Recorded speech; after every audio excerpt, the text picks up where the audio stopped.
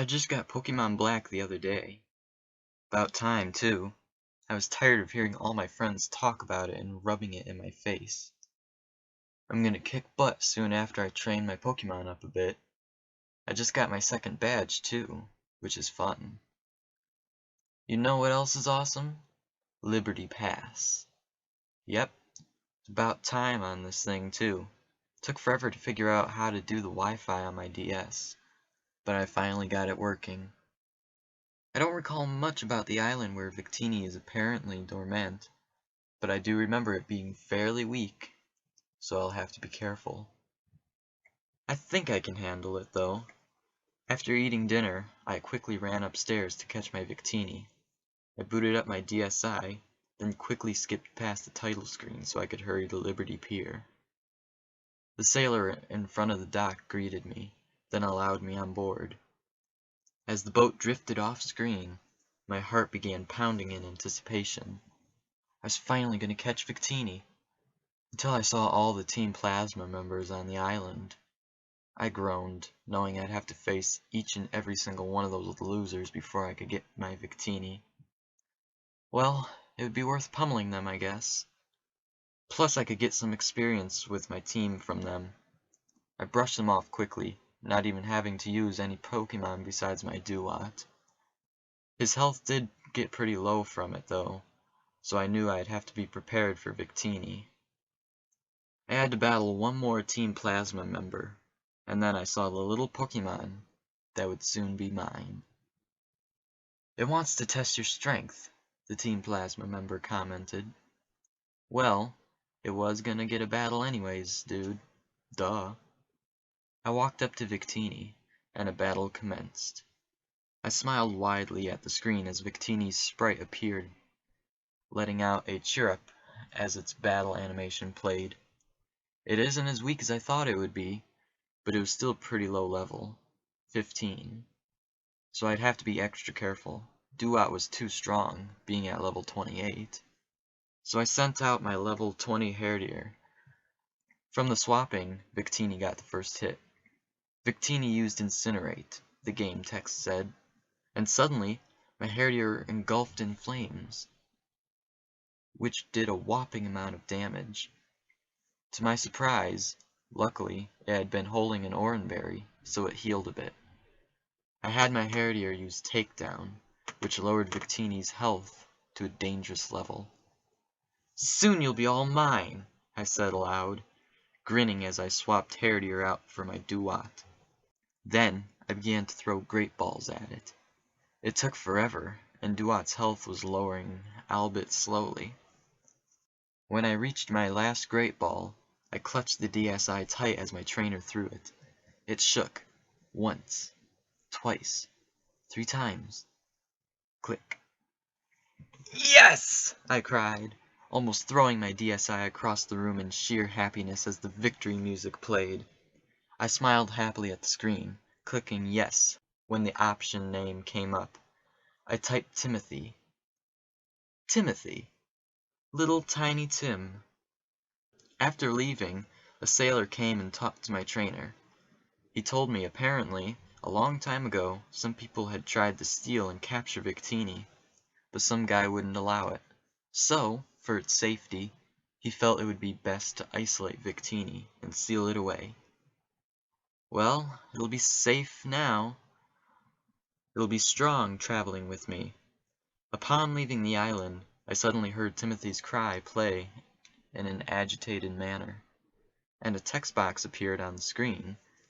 "Timothy doesn't like its Pokeball," it read. That was weird, but maybe it was some special kind of thing that came with the event. Well, whatever it is, Timothy's sprite was suddenly behind my trainer, and with a happy-sounding chirp, now following me around.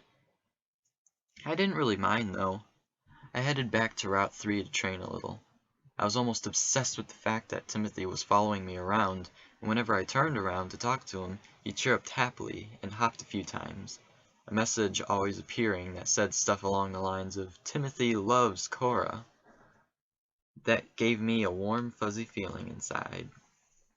After a while, I looked over at the clock on my nightstand, and almost flipped when it said 12:39. Holy crap! Had I been playing that long? I moved to save the game, but stopped suddenly. What would I do with Timothy? He couldn't just stay that way. Could he? And I couldn't just put him back in his Pokeball since he doesn't like it. Then I remembered the daycare center, just above the current town I was in, and headed off. I entered the building and talked to the old woman. I was given the option to either leave a Pokemon or take one back, so I chose to leave Timothy here. He would be okay until I play again, I figured. And then, Timothy's cry suddenly played out somewhere, sounding distinctly sad, and I felt bad for it, even more so when a text box appeared at the bottom of the screen. Timothy doesn't want to leave you, it read. That tugged at my heartstrings, but I didn't just want to leave it waiting for me with the game off. At least it could play with some of the other Pokemon while I was gone. I'm sorry, baby. It's just a little while, I whispered to my DSI, despite knowing it was stupid to do so. It was just a game. He let out the same cry in response, although it was a bit more whiny this time. But he let the daycare lady take him back there nonetheless. I smiled, glad that he understood. When I exited the building to save outside, Timothy was on the other side of the fence, watching me closely. He let out a cry, as if trying to call me over, but I seriously needed to get some sleep. I saved the game and turned it off. I slept in the next day, waking up at about 12 in the afternoon, feeling pretty refreshed. I booted up Pokemon Black, then clicked continue when I reached the screen.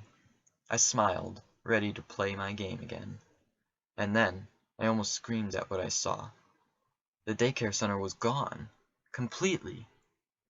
In its place, a pile of still smoldering ashes. Disbelief left little room in me for fear of what had caused this, but I couldn't help but stare at the pile. Then, I noticed the daycare man was standing a little bit away. I walked up and talked to him. The daycare center has been incinerated, he told me as the text box appeared at the bottom of the screen. All the Pokemon are gone. That right there made fear jolt through me. I don't know what caused this, but where was Timothy? I suddenly heard a happy cheer-up, and saw my little Victini skipping over to me. I felt relief go through me, and I sighed a little. Timothy took his place behind me as we walked away from the remains of the building, and then I noticed how giddy he seemed to be. I turned around and talked to him, and his cheer-up came out like an amused giggle, almost. Timothy got away from the bad people, the game said. That disturbed me a bit. What bad people? He couldn't have meant the daycare people. They were so nice. I talked to him again, hoping maybe to get an answer to why he felt so accomplished by this. Timothy will never leave you again, it read. That sent a chill down my spine. And suddenly, my mind flashed back to the game last night. Timothy doesn't want to leave you. No, it couldn't be. I'm just being paranoid.